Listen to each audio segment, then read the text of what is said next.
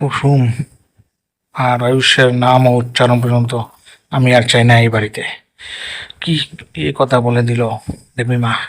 কি সে খবর সে সম্পর্কে বলবো তো চলুন বিনা সঙ্গে ভিডিওটা শুরু করে যায় যে কুসুম ধারাবাহিকে খুব মজার এপিসোড আসতে চলছে যে কুসুমের বাড়িতে তার মা অর্থাৎ আয়ুষের মা বলছে যে কুসুম আর আয়ুষের নাম যাতে উচ্চারণ এই বাড়িতে না হয়, আর যদি তোমরা করো অর্থাৎ ঈশান আর তার জামাইকে বলছে যদি তাদের নাম উচ্চারণ করো তাহলে আমার মুখ অর্থাৎ আমার মরা মুখ দেখবে তোমরা সবাই।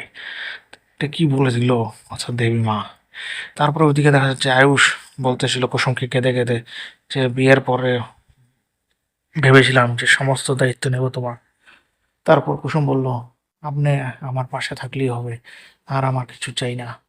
আপনি আমার পাশে থাকলে সব বিপদে আপদে যদি আপনি আমার পাশে থাকবেন, পাশে থাকলে আমার কোনো আর কোনো চিন্তাই নেই। আমি শুধু আপনাকে আমার পাশে থাকতে দেখতে চাই, এটাই আমার খুব আশা। অর্থাৎ কি ঘটতে চলছে, অর্থাৎ কি হবে তাদের জীবনে, এটাই খুব জানার বিষয়।